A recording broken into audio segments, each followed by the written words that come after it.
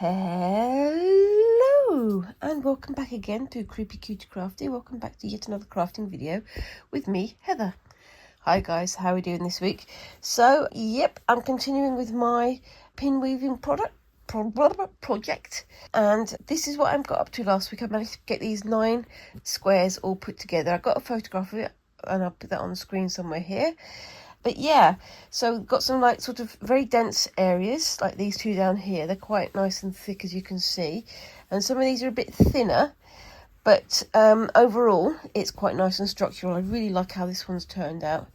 It's a nice mix of sort of shapes and patterns and all sorts of things. And I think this little bit of black work here works out as well. Obviously this is going to be one side of the bag, so I've got to do the other side. And yeah.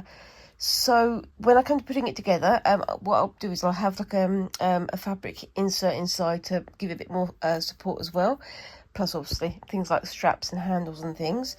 But I need to get on to making the other side. So I've already made off screen several items.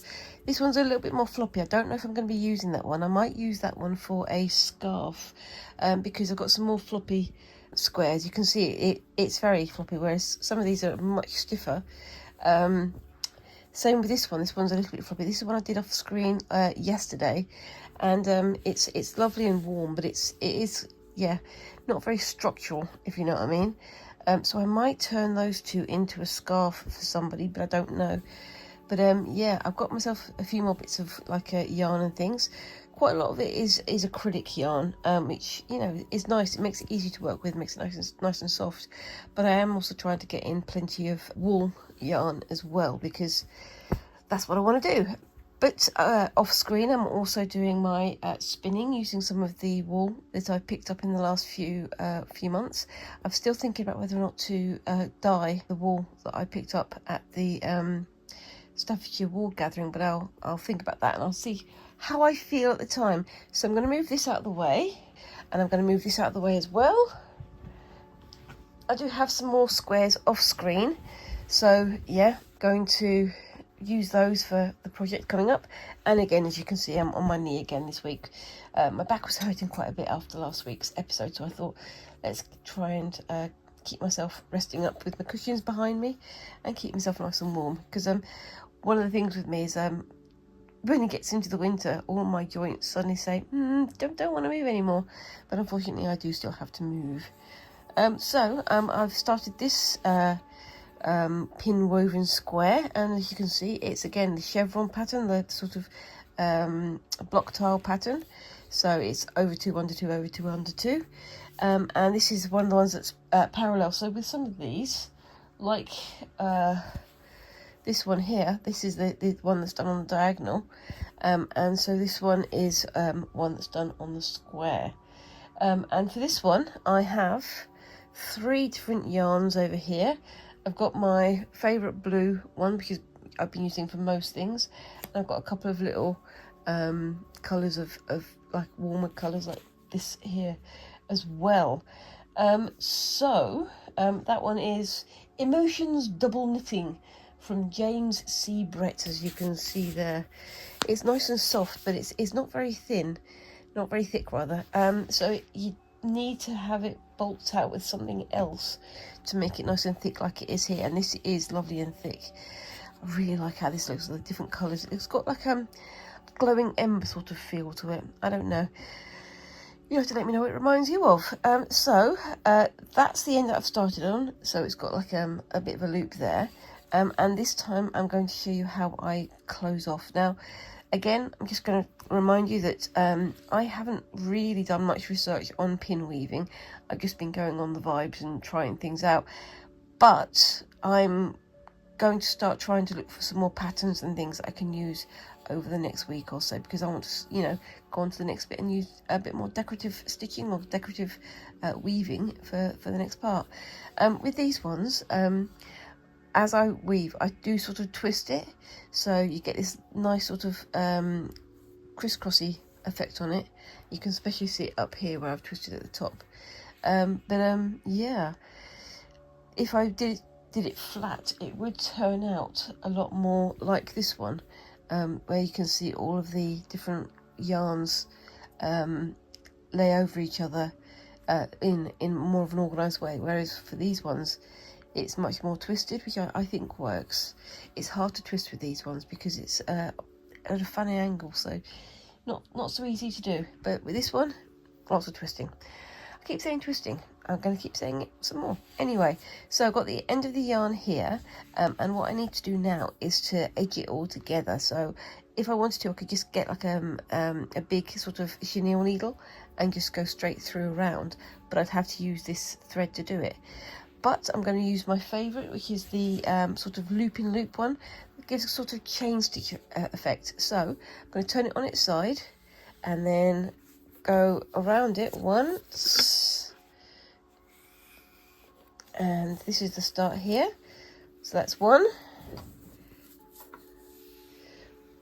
Or 2.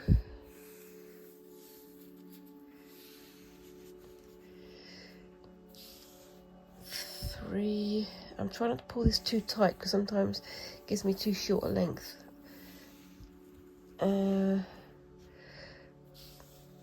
4. Now I've seen some people say using 4 is fine, but I always find it to be too short, so I'm going to do 5 and a bit. 5 and a bit seems to be the right amount for me, and then one of my balls of yarn has fallen on the floor now.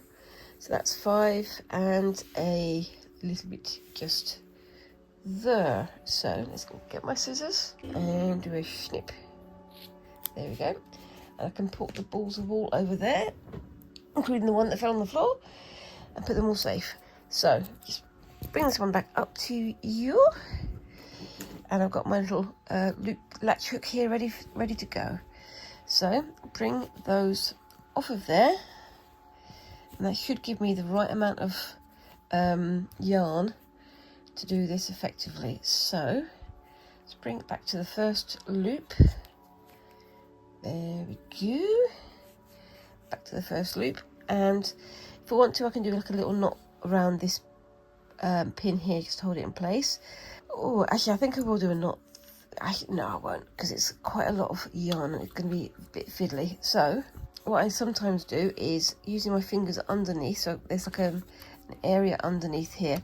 I sort of put my fingers in that little gap there where the pins are to bring it a bit further forward, so it's easier to get the latch hook in. But you do have to be careful doing that, because if you do that and the loops come off, then you're going to be stuck, because it's very difficult to get it all back in place again afterwards, especially with the twists and things in it. Oops-a-daisy. I'm a bit fiddly-faddly today because I've got a bit of a cut on my thumb, unfortunately. So it's made it a little bit more difficult. So bring my latch hook through there, put my loops over, do a quick hook in there, and bring it all through to the back. Again, another moment to get myself all tangled up, but that's okay. And yep, there is a lot there, but you know, it's what you need. Put my loops over there so they don't get all tingled up, and then with my latch hook I turn this onto its side. I'm going to bring it down just a touch. There we go, and put my hook through the first loop there. Try to get it through the middle of all 3. Hook over, pull through, and that's my first loop. And then keep a hold of that one carefully, pull it a little bit tight from behind, and then put it through there. Pull that one tight, put the latch hook over and pull through. You can see it's much easier to do this on its side like this, because you can handle both sides of it. It's a bit fiddly, but I think it works well. So I'm going through, I think I've only got 2 of the loops there. Have I got only 2 of the loops?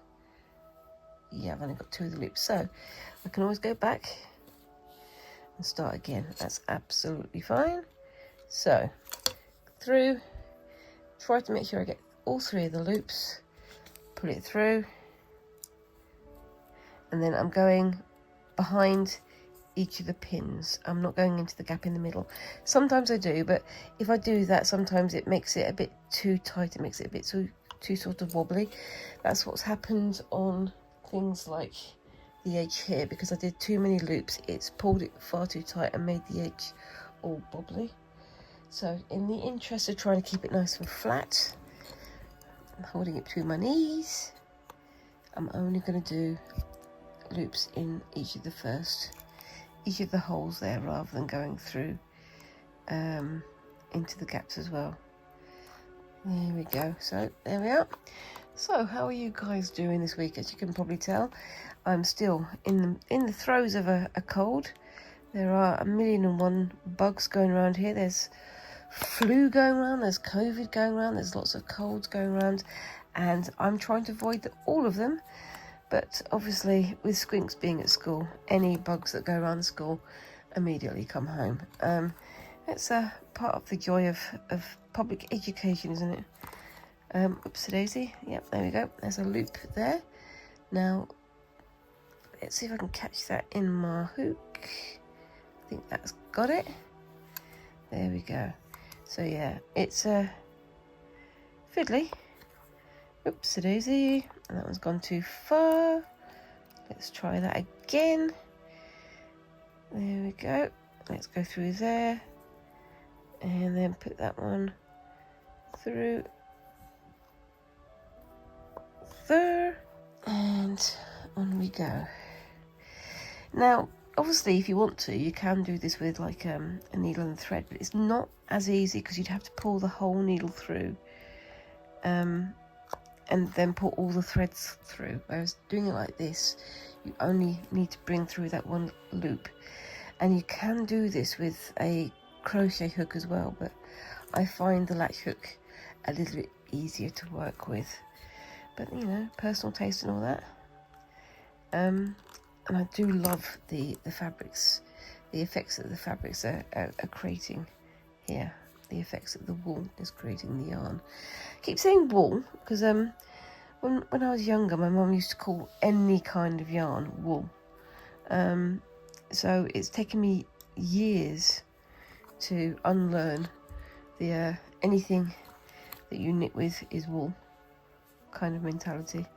But yes, right, what's going on there? It's the purple one here that's constantly trying to unloop itself, which is great fun, but a bit annoying. Come on, little one, come on. Nope, it doesn't want to do it. My talking to it in a baby voice did not help. There we go, got it through. Yeah, no, I mean, I getting my head around not calling everything that you knit or weave or crochet or whatever with not calling it wool, because to my mum everything was wool. And as I say, my mum was a bit of a crochet hobbyist. She always had a craft bag with her when she went to on holiday, and my dad was driving, so she'd have her wool happening. Yep, there we go, lost that one again. So let's just go back through. Good thing about this is that I've got 3 very different colours here, so they can highlight when any one of them has gone astray. So it's not too difficult to catch them when they do. Of course, if you do miss a loop, it doesn't matter so much. This is just to keep things looking tidy. Okay, so that's 2. I've got 3 there. Do I have 3? I do not. It's playing merry hell with me today, isn't it? Let's go back to this one and then try that again. I think it's the age-old problem of trying to talk and present at the same and do the thing at the same time again.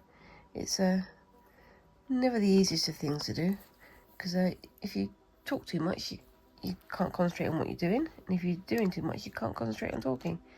So yes, I do have great respect for people who can do amazing presentation whilst also doing it.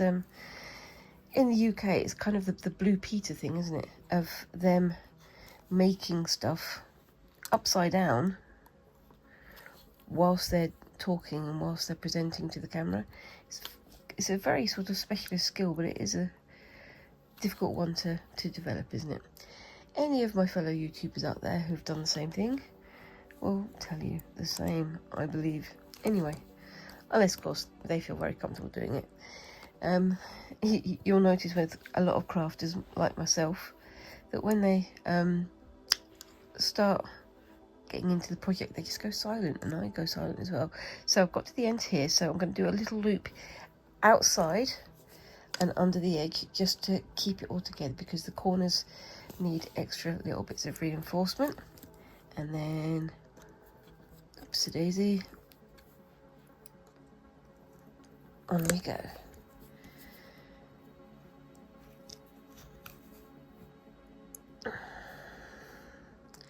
Yeah, I've seen people doing this with just crochet hooks, which, you know, I think it works pretty well if you're good with crochet hooks. I'm not very good with a crochet hook, at least not yet. And I'm still thinking about my possible crochet projects coming up very soon. But we'll see how that goes. But yeah, so we've got it all going on here at the moment. So as well as me doing my craftiness, I missed the yellow one again, the orange one. So let's get that through there, pull that back, put it through there, and back we go. That's 3 of them. But yeah,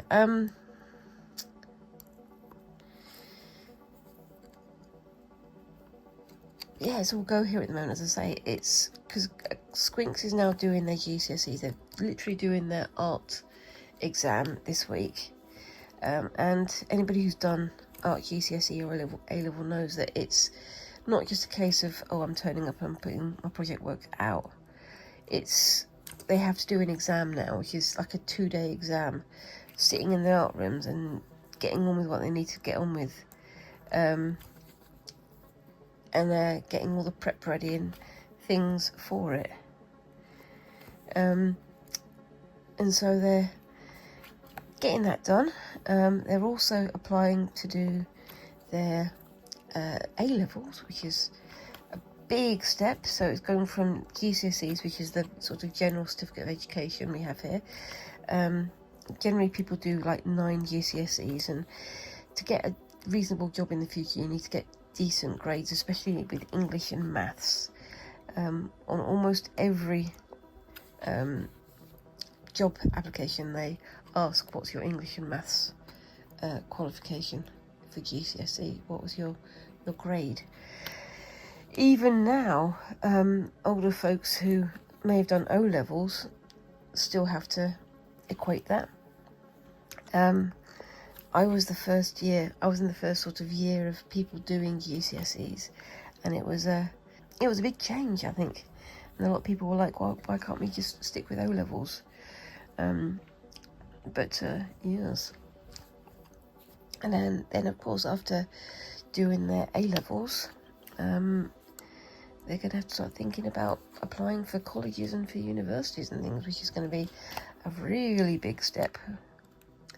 But yeah, it's going to be fun to see what comes next. Right, so got this corner here, we've got this loop here. So I'm just going to do a loop. I've gone through there, yeah, in the corner again, like I did in the first corner, just to hold it all in place. And then pull through. There we go, got all 3 of them. Now on this side, this is where you sort of looped back on yourself. So I'm going to go into the gap. So you can see here where it looped around, went to the end and looped back. So you've got like a gap there, just behind the pin, and then a bigger gap there. I'm going to go into the smaller gap rather than the bigger gap, because that's the pattern. That's where the hooks are holding it in place. So into there. The corners are a bit difficult because it's a bit further from the edge of the wood support underneath. But yes, there we go, and you can pull it tight when the loop is around the tool, and on we go. Don't worry, I won't be doing this all of today's thingamabob. I've got something a little bit more fun to show you next, but we'll see how we go. Probably won't get this entirely finished, although I do seem to be doing okay this time. But you can see how this is a nice one to have just on your lap whilst you're watching TV. But like I say, I've just been fiddling around with these pin looms. I haven't really done a lot of research of how to use them properly. I've watched a couple of YouTube videos on them, but I've not gone in depth on it because I just wanted to see what I could do just with basic weaves, with basic tools and basic knowledge, I guess. But I am going to have a look at some pattern books and things, so that for the next bit of this project I can, the next project I can have a go at doing something a bit more fiddly, a bit more exploratory. But yes, I think overall this is one of my favourite crafts, to be honest with you, especially with using yarn and things. And I've got some sort of semi-fancy yarns that I bought from the Staffordshire Wool Gathering that I want to use for something like this. I mean, I'm thinking of returning to crochet and having a go at the crochet again, but I may need a quick refresher from my crochet expert friend Lizzie to show me what to do, and absolutely try and practice it a bit more again. Or maybe I'll just have a look on YouTube. Sorry, Lizzie. I do try to remember. For some reason, with crochet, it's something that I really, really do love doing, but it falls out of my head. The instructions about how to use it gone as soon as I've, put the hook down, which isn't always helpful. Right, so there we go. I am making quite fast progress on this one, so it's not too bad at all. And bring that one back up there, and on the corner again, so do it on the corner, bring it through, and then do the same on this row here. I hope this isn't too unclear for you. So yeah, just into the same gap behind the loops. Hold on, let's see if I can get that one properly. So it does sometimes take a little bit of fiddling. There we go.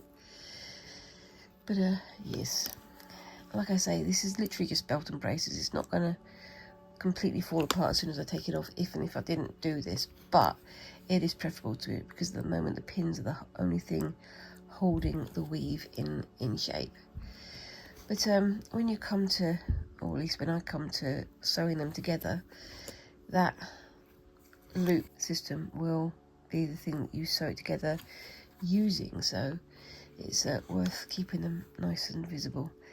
I do have a terrible habit of pulling my yarn too tight. I don't need to do it as tight as I do, and that is part of what's causing the warp on it, the wobbliness of the pattern of the squares. Oopsie daisy. It's going to go through. Yep, there we go. And keep going until we get to the end.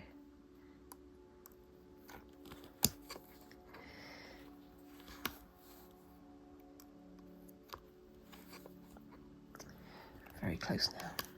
So yeah, Squinks is giving up for their A-levels now, which is a huge step, and we're going to try and get some sort of celebration-y type things together for the end of their exam. So as I mentioned before, I want to go to London. I want to go to Liberties, because I've never been there, or at least I haven't been there in my memory. I may have gone when my mum took me when I was a baby or something, but that's the one thing that I am insisting on doing. Other than that, we're hopefully going to be having a week of fun with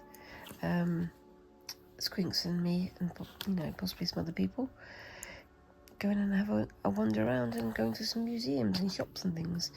But it's going to be after the GCSEs are over, so it's going to be a while before that happens. But yes, right, so I'm back at the beginning. So just go back into this little gap here made by the original loop. Let's see if I can just get that sorted. Hold on. So you can see here, this here is the original loop that started the chain stitch around the edge. So I'm just going to put my hook in there and make a loop, bring it out tight. Now I can go back to the first one there, which is what I'm going to do just quickly, and if I went pull it through there, I'd have to find some way of, you know, getting that around that loop. So I just pull it through all the way, if I can get the right one. There we go. And then where that first chain stitch is, bring my hook under, put that over the hook there, bring it through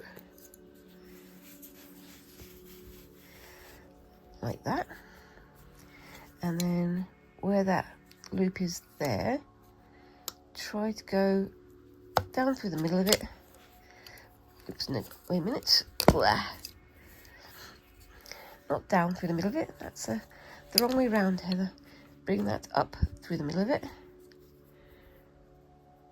Bring the loop through and pull it through. And that should give me a nice loop there.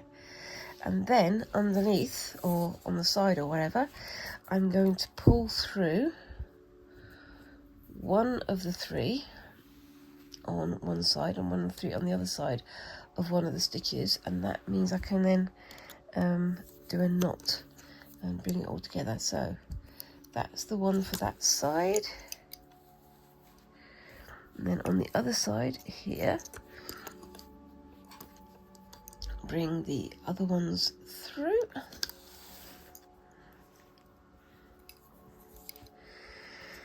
and then on there I just do a little knot.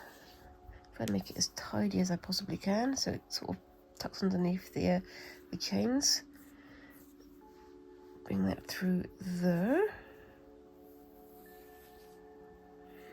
and pull that through. So now I've got these two loops, and I can pull, oopsie daisy, that one through there, and just quickly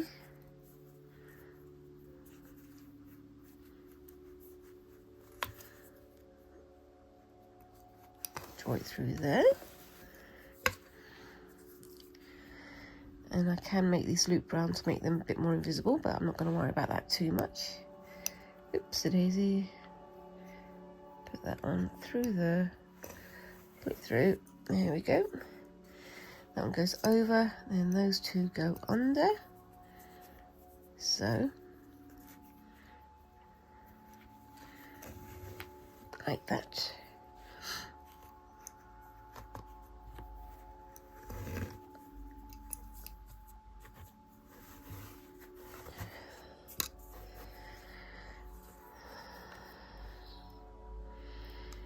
There we go, like that.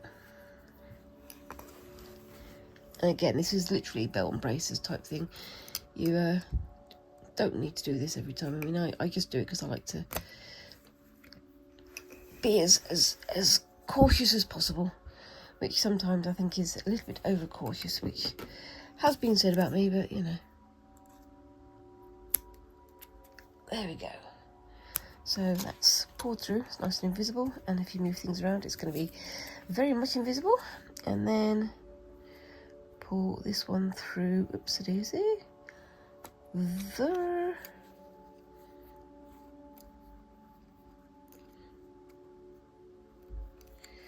like that, and then do exactly the same thing going in the other direction, so like that.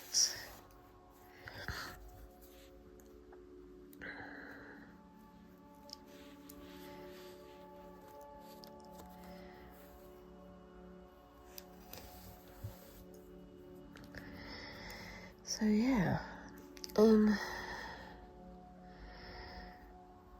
yeah, I'm definitely looking forward to doing some new things in the new year. I'm going to be returning to my gold work project in January.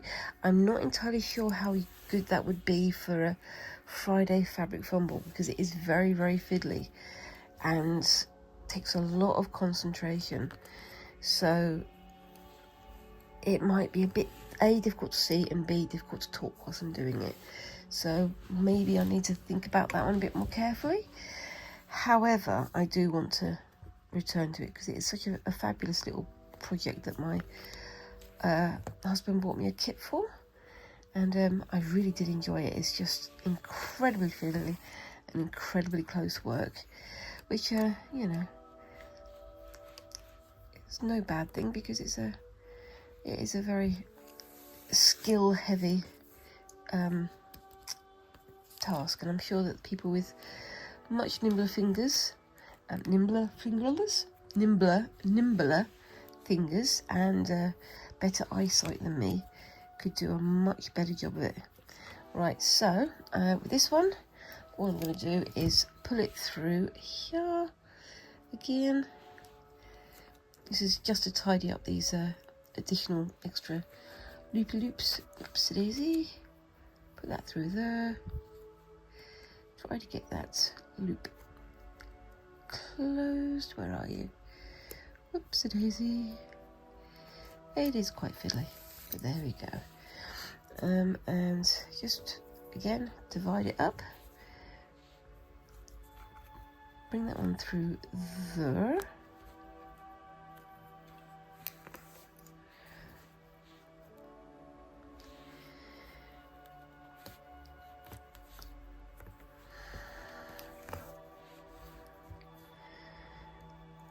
And I'll stop talking again because I'm concentrating.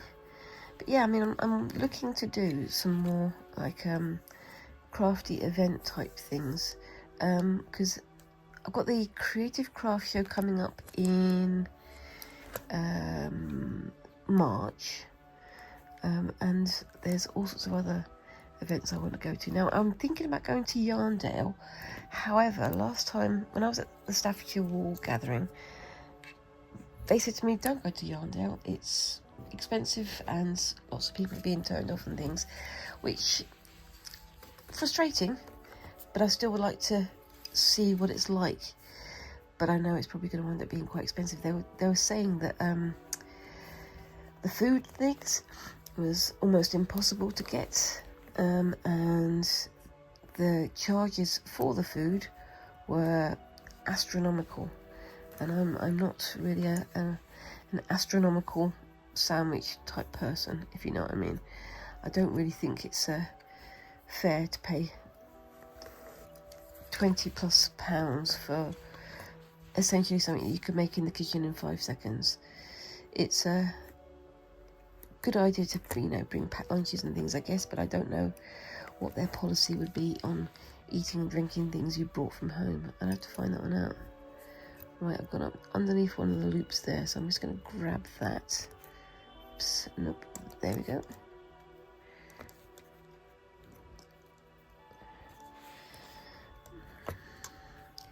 I'm still planning on doing some other weaving and yarn type crafting in the new year, because I want to have a go at making some braids using a backstrap loom or a like an inkle loom. I've had a look at some card weaving, card looms, and they look fascinating, but I find them a bit intimidating. Then again, I'm still new to this whole thing, but yes, we shall see what happens in the new year. Maybe I'll win the lottery by then, you never know. And then I can buy myself all these things and have my own little craft room as well. But we'll see what happens. Okay, so I'm just looking through this and I can see I've got some loopy loops that are a bit overdone, but that's fine. Otherwise, I may have missed a few stitches. I can just sort of tidy it up just by pushing things into empty gaps like that. You can get like a comb or a wooden tool to do that with, but I'm not worried about that too much. Right, so go around the edges and bring it right to the edge like that. So I'm pushing those up so they can be easy to hook. Get me hook. And then start to, oopsie-daisy. See if I can get that off there. There we go. After the first row, it does get a lot easier to pull these off, but they have to just get off that first row first. Oops, and my husband's coming downstairs. Hello, husband. Yeah, like I say, we're all in the land of lurgy at the moment. My husband's got this bug as well. That's what happens when you have kids who go to school during flu season, I guess. But there's no choice about it, really, is there? It's called compulsory education for a reason. Anyway, so just pulling that off there.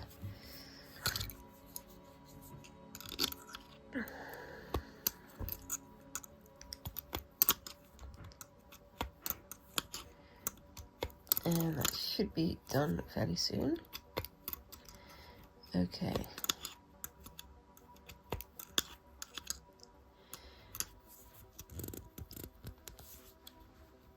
Wow. That one's a bit tight, but we'll deal with that by going back to it from the other side. There we go. And then this side should be easier because these are the bigger loops.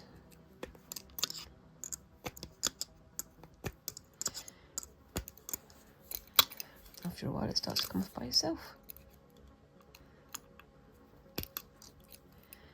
Oopsie daisy.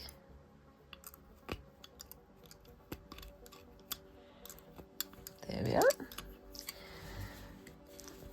And there we go. Like I say, it comes off much easier after those first two edges are done.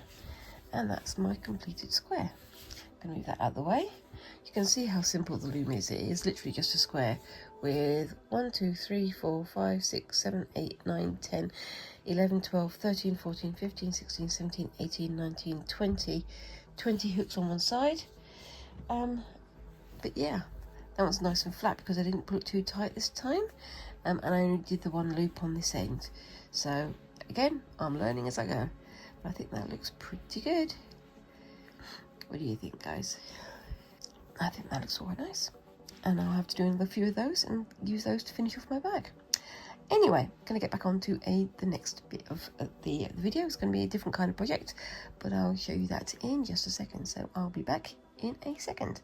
See you in a bit. Okay, so I'm back, and for the next bit of this video, I'm going to make some more of these. Now, obviously we're in the middle of making Christmas decorations and stuff, and I thought I'd have a go at making my own garlands for my Christmas tree. This is made using just basic like plastic beads. Somebody gave me a job lot of plastic beads and buttons, and I thought I'd turn those into a garland. But then you've also got these things here. Now, as you may have heard me saying a few times, I follow a lady called Christine from Creating Crafts with Christine. And one of the things that she mentions quite a lot is, well, not a lot, but she mentions making is Ort balls. And these are my attempts at some Ort balls. They're not quite as tidy as Christine's are, but they're still quite pretty. But I'll show you how to make those, and then I'll show you how I'm making this garland. So just bear with me 1 second. Put that out of the way for the moment so I can show you the first part of the project. Now, I have a collection of Ort balls, that's ORT balls in here, And these are made with scrap thread and fabric. And basically I've been keeping up all of my scraps of fabric and things in my little coffee jars here. Quite a lot of them are quite dark because there's some bits and pieces from cutting up old pairs of jeans and things. But basically if I go in there, I can grab a load of thread and some different colours and bits and pieces in there. There's quite a few sort of colourful things to put in there. Don't want to make it too big, but I can always put some aside and use them for the next thing. And this is where my thumb being bandaged up isn't going to help me very much. So I think I've got enough here for maybe 2. So if I get a nice collection of bits and pieces together, and we'll just get started. So make them into sort of like a teeny tiny ball. Not too teeny tiny, I still want people to see it. And I've got some scrap thread here left from one of my previous projects in a sharpish chenille needle. And yep, just try and push those through. So let's see how we go with this one. And yes, it's a very sort of almost like meditative process, because you're just stitching randomly on this ball until it starts to look like something that's meant to be together. And yes, hold on, let's just get that second thread there. And yeah, push it through and push that one through there. And if these balls get too hard for me to pull the needle through, I've got my pliers over there. Don't like using them because they are a bit old and rusty, but unfortunately my fingers are suffering at the moment. So I've done quite a few of these, so my fingers are suffering extra hard. So just get my pliers, grab the needle and pull. There we go. Easy enough. And you can see that's starting to come together because it doesn't automatically collapse as soon as I let go of the ball. I'll put my thimble back on again, that will help as well. There we go.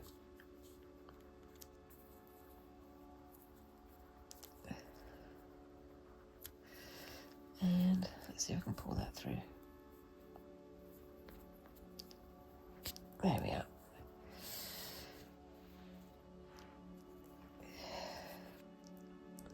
And it's nice to get sort of a mix of sort of textures and patterns and colours and things, so that you have a nice colourful little ball. Now I've seen people string these up and use them as necklaces or as brooches or as other bits and pieces, but I think a tree garland is also equally valid, but that's my personal taste. I don't tend to wear very much jewellery. It's a weird thing, because like I say, I was trained as a jeweller, so I know how to make jewellery, but I just don't wear it because I just never feel comfortable with it. So it's again, personal taste, and personal taste, as we know, counts for a lot in this life. You know, just because I don't like something doesn't mean that somebody else has to, or shouldn't, or whatever. Ow, straight through my finger. There we go. And let's see if we can pull that one through again. There we go. Yep, might need the pliers again. Oh. See what I mean? They are quite old and rusty, but as long as I don't put the needle in my mouth and suck all that rust off, I should be okay. Which, as you know, I do like to put my needles and pins in my mouth, which is very unhygienic and also not very safe. Squinks, quite often, they shout at me if I put my needles in my mouth, but it's what people call the third hand, isn't it? It's like it's your extra holding option when your hands are full. Anyway, so that's starting to come together. I'm going to just do the one aught ball making so you can see how these things are made, and then I'll show you how I'm putting them on the thread.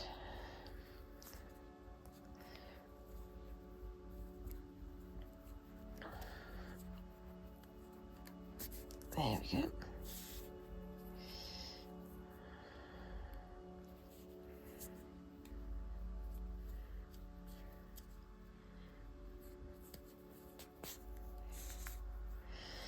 Yes, it's starting to come together quite nicely now.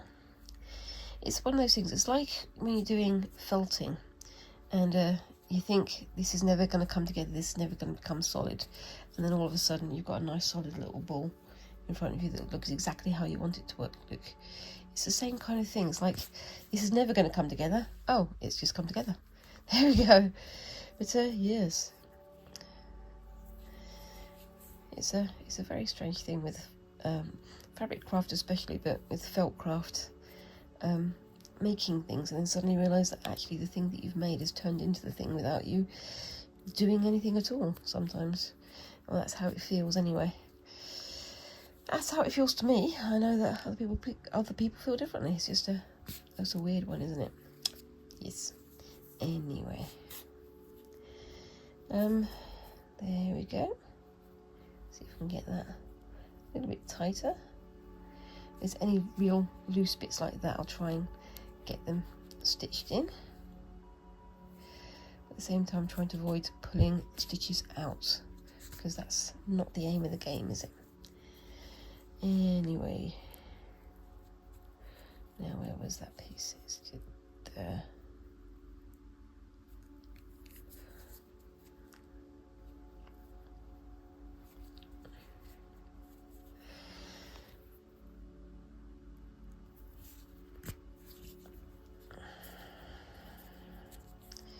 Trying to get it all the way to the end of the thread, if the thread doesn't get tangled up as well. There we go. Yep, it's tangled itself up. So let's have a quick tidy. There we go. And that should now come through. No, it's not. Come on.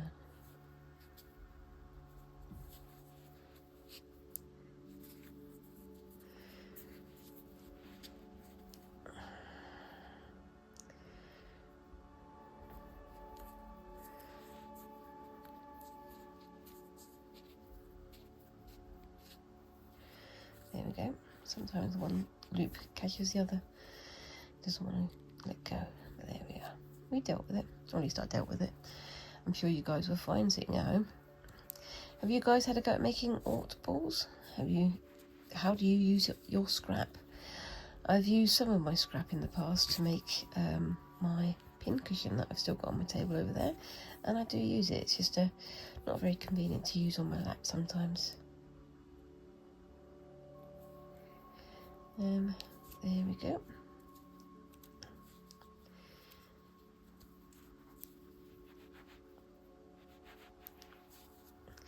I've got at least 2 tins of scrap thread and scrap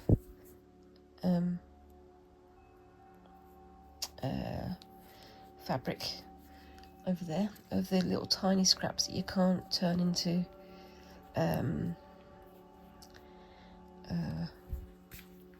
quilts or bigger projects.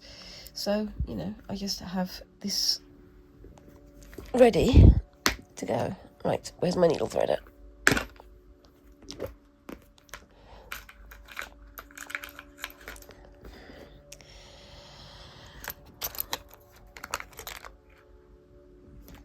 The other thing, of course, is that whilst you're doing this, if you're going through your scrap pile and there's a decent length of thread left in there, you can just use that to stitch your orts together. Works just as well. I'm just using some of the pieces of thread that I no longer need for other bigger projects. Just personal taste at the end of the day, isn't it? Again, personal taste counts for a lot in this life. Anyway, oopsie daisy, let's get that through there. And then that one through, oopsie daisy, where should I put that one? Through there. I'll try to get it so that I don't have any of the thread left, so it should pull off as I pull it through like that. So we've got a little bit of the thread left, so I'm just going to pull that nice and tight, get my embroidery scissors, and that piece of thread goes back into the alt pile, and that's a little alt ball. Now you can keep going with this and make it like nice tight little balls, but that's all I really want. So that goes into my pile of balls here. So I'm just going to put this over on the side and set up for the next bit, so back in a second. Okay, so I've got my garland here. Now the thread I'm using is this stuff. I got this from, where was it? Spellbound Beads in Lichfield, and this is for using with jewellery cord and for making ornaments. So they do lots of like beaded ornaments and things. Well worth having a look actually, because their beads and everything is really nice. But some DIY jewellery cord, and I've got this in a couple of colours, but I'm going for the rainbow this time because I want to. Now the last thing I put on there was an alt ball, and I've got here, as I say, some plastic beads that somebody donated for us to use. It was a friend gave us some gifts of some pony beads, and I was thinking, you know, you could use buttons, like glass buttons, plastic buttons, all kinds of things. You could use other kinds of beads. You could do all sorts of things with this, but I chose these plastic beads basically because I want to use them up, but also because I thought they would be a little bit lighter than glass and metal beads. So yeah, and hopefully they'll be up there on the tree for a year or two, as in, you know, I put them away and then put them back up next year, not that I keep my tree up all the way through the year. That would be weird. Anyway, so I'm just putting a few on there. That's maybe too many. And then I've got some of these plastic buttons here, like I say, again, a donation of craft stuff. Yeah, I think it was a Christmas gift or something last year. Now the last one I used was a flower shape, so I'm going to use a square shape. Just go in like that and pull it through. Sometimes it doesn't want to go through, but you know, it's easy enough to do, like that. And then some more of these beads.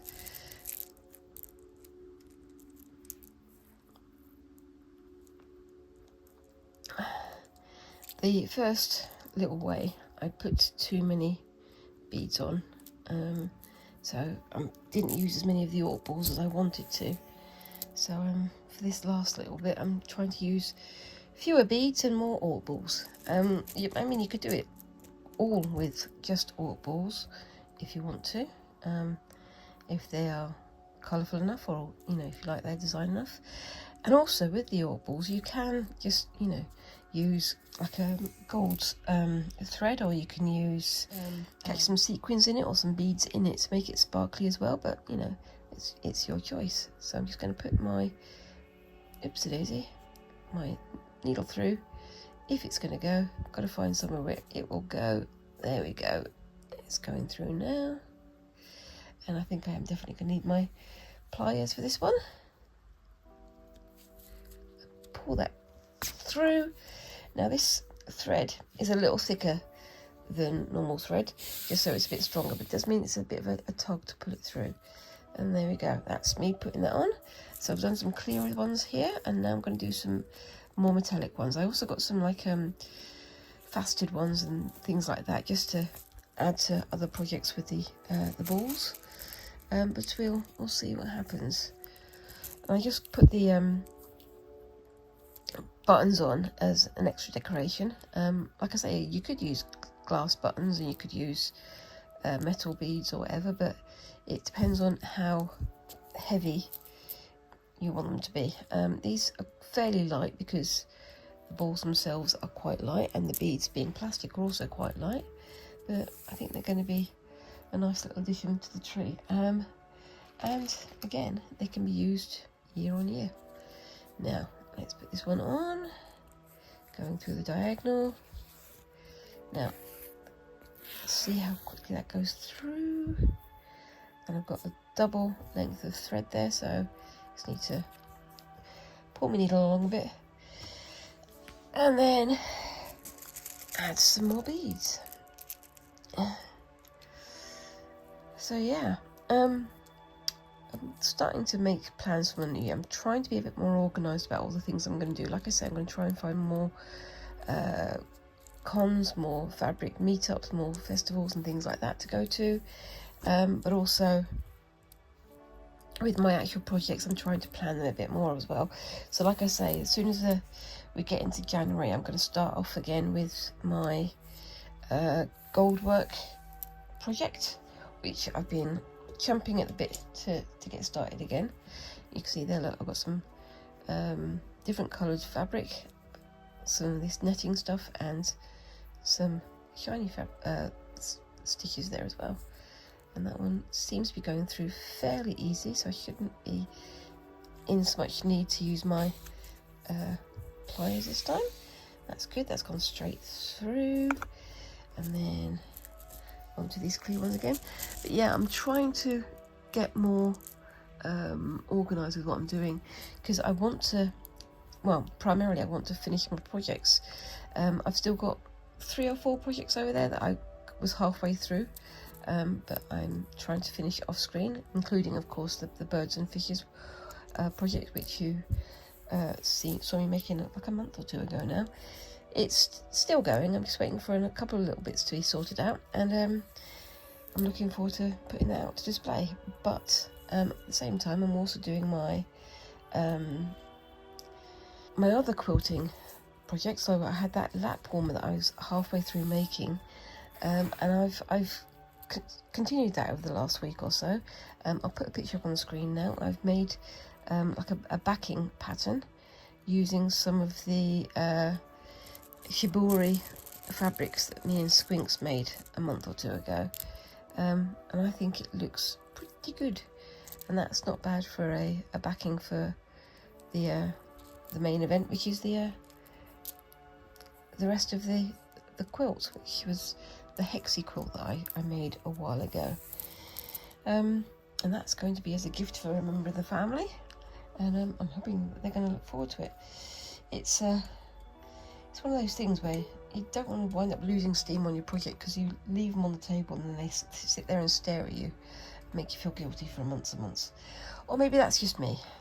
I like to get things done, but at the same time, when you've got so many ideas going on, you want to get onto the next thing as soon as possible. It is very easy to go, well, I can come back to this, and then not come back to that thing. So that's something I'm trying to be better about. It's not a New Year's resolution, it's just a resolution. Trying to make sure that I get things finished. And trying to keep my promises to myself, I suppose. It's frustrating because I don't have a huge amount of time because I'm still at work and looking after Squinks as well. And yeah, trying to claw back every minute I can to do the things that I need to do. But yes, there we go. But it's going to be interesting with Squinks going into college and things very soon, because they're going to start being very much more independent. So maybe, just maybe, I might start having some more of my own time. Can't promise anything, but we'll see. It's just a case of trying to keep up with things. There's some sticky stuff on there. I think it's from my plaster on my thumb. But yes, and on we go. So you can see how quickly this is coming together, and it's going to be a nice long string so it can wrap all the way around the tree, but I think that is looking pretty good. The Orc balls look a bit weird, but I think they're nice and decorative. But like I say, you can take out all the beads and just have the Orc balls instead. It's your choice. I think that they're going to look pretty good though. Like I say, you can add sequins, you can add beads to them, you can do all sorts of things. It doesn't have to be exactly the same as what I'm doing, but for me it's just nice to be using things I've been wanting to use for a long time. And using the Orc balls like this means that you don't leave so much scrap, which is always good, isn't it? Yes. Like I say, I've got another couple of tins of scrap over on my table that I can just go and dive into. Now this is the one that we've just made. Let's see how well this will go onto here. got to find somewhere that the needle goes through fairly easily. That's reasonably easy, but I think I might need to use my pliers again. Definitely need to get some new pliers. There we go. And on we go. So I'm just going to put those on the side for the moment, and then bring back the thing that I made earlier, and I'll see if I can get some photographs of all these things off screen for the end of the video. Anyway, let me know down in the comments what you think of these projects, and let me know if you're going to be having a go at any weaving yourself, or maybe having a go at making some mortar balls. What kind of thing do you think you would make with them? Let me know down in the comments, and whilst you're there, remember to like and subscribe and all those lovely little things that help a channel like mine to grow, and I look forward to seeing you in the next video. Thank you very much for watching, and bye bye.